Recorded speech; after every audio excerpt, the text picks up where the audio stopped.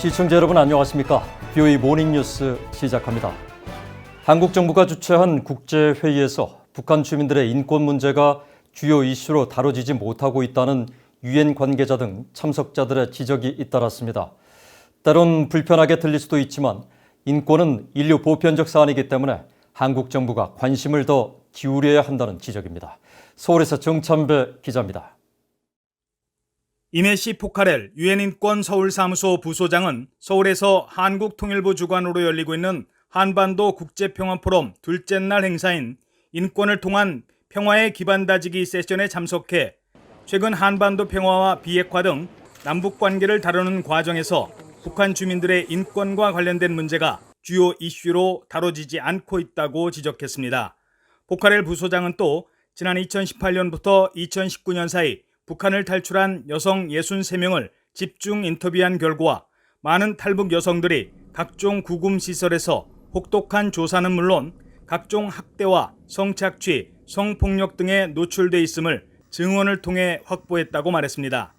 그러면서 한반도 평화 프로세스라는 일련의 논의 과정에서 북한 여성 등 소외된 주민들의 목소리에도 귀를 기울이고 반영해야 할 때라고 지적했습니다.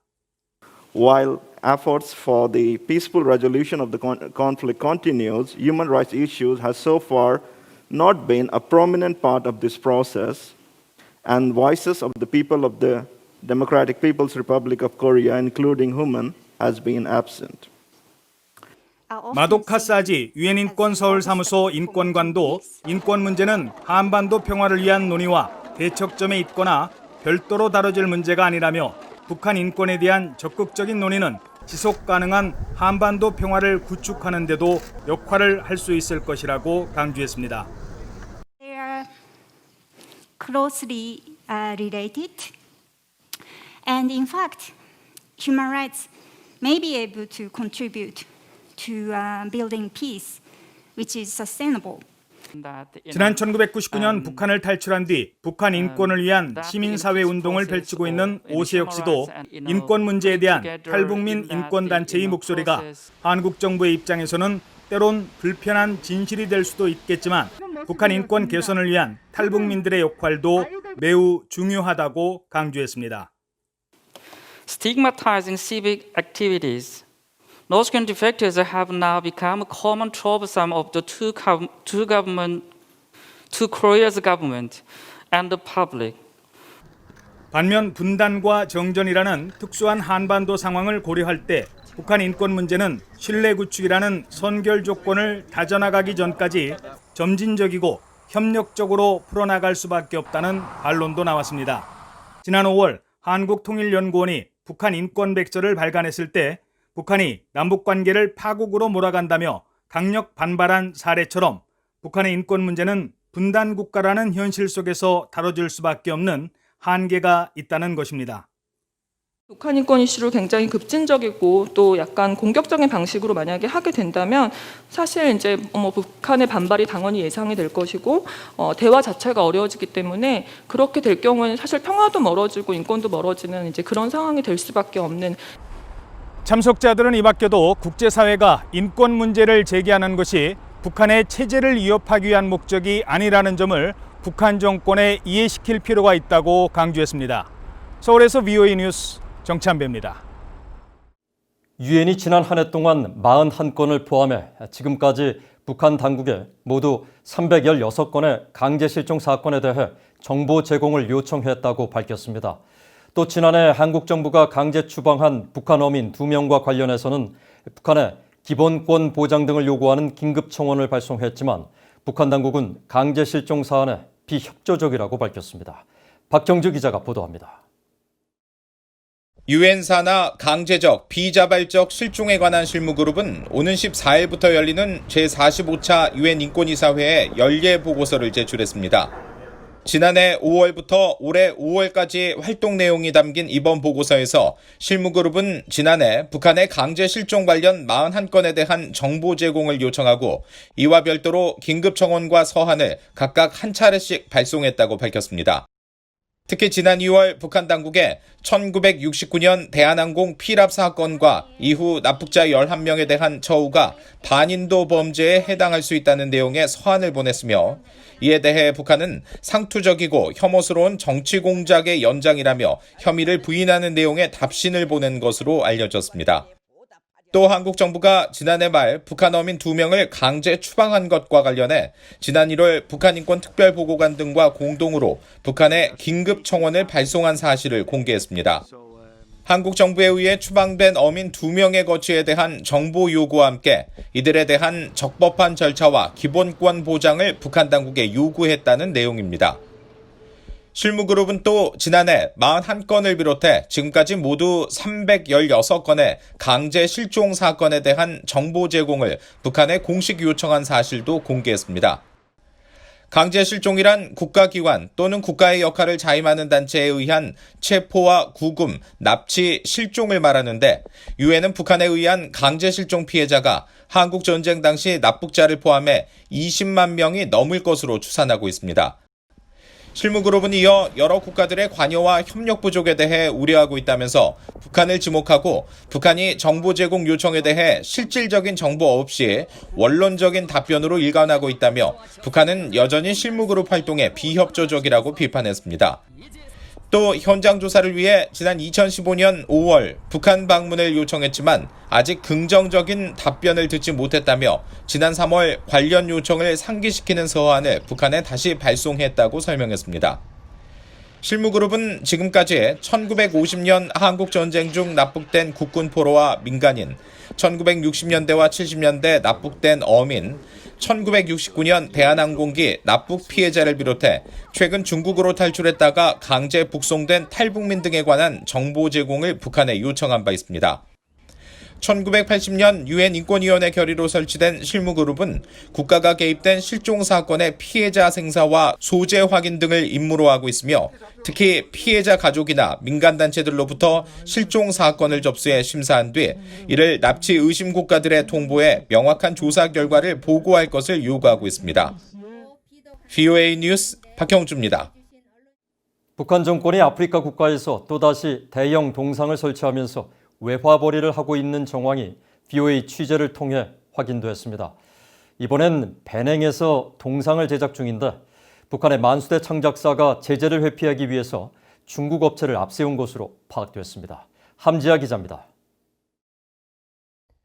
아프리카 국가 베냉의 최대 도시 코토누 중심에 대형 동상이 세워지고 있습니다.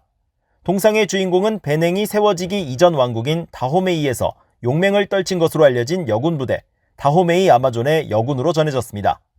현지에서는 동상 제작을 설명하는 보도가 나왔는데 여성 용사가 왼손에 창을 쥐고 한쪽을 응시하는 모습으로 높이가 30m에 달하는 거대한 규모입니다. 현지 소식통과 관련 자료를 토대로 확인한 결과 동상 제작 작업은 현재 약 90% 공정이 완료돼 조만간 완공을 앞두고 있습니다. 동상 제작 비용은 대략 $10,000,000.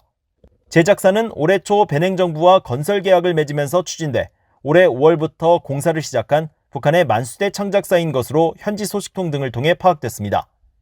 이 때문에 북한은 중국의 업체를 전면에 내세워 진행하면서 여러 부분으로 나눈 주물 작업을 중국에서 마친 뒤 이를 베냉으로 옮겨와 조립하는 방식을 쓰는 것으로 전해졌습니다. 만수대 창작사는 해외 법인격인 만수대 해외 프로젝트 그룹과 함께 유엔과 미국 등의 제재 대상입니다. 북한은 김일성 일가에 대한 우상화 작업을 벌이면서 거대 동상 제작에 뛰어난 기술을 갖추면서 동상 수출로 연간 수천만 달러를 벌어들인 것으로 알려졌습니다. 북한은 2010년 세네갈 독립 50주년을 맞아 아프리카 르네상스 기념상을 세운 대가로 약 $5,000,000,000를 벌었으며 최근에는 비영리 감시단체 센트리를 통해 콩고 민주공화국에서도 전 대통령의 인물상 등의 사업을 진행해 제재 위반 문제가 거론됐었습니다.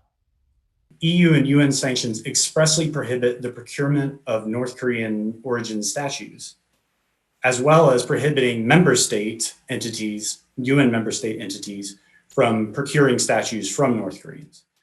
현재 베냉의 동상 설치 현장에는 북한 측 직원들이 관리와 감독 역할을 하며 상주하고 있는 것으로 전해졌습니다. 대북 제재 전문가인 조슈아 스탠튼 변호사는 만수대 해외 프로젝트 그룹과의 연계성이 없다고 하더라도 북한의 동상 수출은 금지되고 북한 노동자들도 지난해 12월까지 송환됐어야 한다면서 북한의 제재 위반 가능성을 지적했습니다. BOE는 이번 동상 건립과 관련된 북한 업체 연루 등에 대해 베냉 정부에 문의했지만 아직 답변을 받지 못했습니다. 유엔 안보리는 지난 2017년 북한이 동상을 수출해 번 돈이 핵과 미사일 개발에 쓰이고 있는 것으로 파악하면서 만수대 해외 프로젝트 그룹을 제재 명단에 올렸습니다. BOE 뉴스 함자합니다. 스티븐 비건 국무부 부장관 겸 대북특별대표와 최종건 한국 외교부 1차관이 오는 10일 워싱턴에서 만나 북핵 문제와 미얀동맹 등 한반도 현안을 논의합니다. 김인철 한국 외교부 대변인은 8일 정례 브리핑에서 이 같은 일정을 밝히고 회담에서는 한미 관계 전반과 지역 정세 등에 대해 폭넓은 논의가 이뤄질 예정이라고 말했습니다. 미얀 양측은 지난달 18일 취임한 최 차관과 비건 부장관의 상견례를 겸한 이번 협의에서 북핵 문제를 비롯한 한반도 정세와 방위비 분담금 협상을 비롯한 미얀동맹 현안 등을 논의할 것으로 알려졌습니다. 아베 신조 일본 총리와 스콧 모리슨 호주 총리가 8일 정상회담을 갖고 북한 문제 등 인도 태평양 영내 현안과 양국 간의 협력 문제를 논의했습니다. 일본 외무성은 보도자료를 통해 두 정상 간 전화회담에서 아베 총리는 모리슨 총리에게 사임 이유를 설명했으며 두 나라가 인도 태평양 지역에서 서로 없어서는 안 될 안보 동반자가 됐다는 데 인식을 같이 했다고 밝혔습니다. 특히 최근 몇 년 동안 북한의 선박간 불법 한적 등 대북 제재 위반 사안에 대한 일본, 호주 간 국방 분야 협력이 그 어느 때보다 강화되고 있으며 인도 태평양 영내 문제에 대해 양국이 완전한 공동 시각을 공유하고 있음을 분명히 했다고 설명했습니다.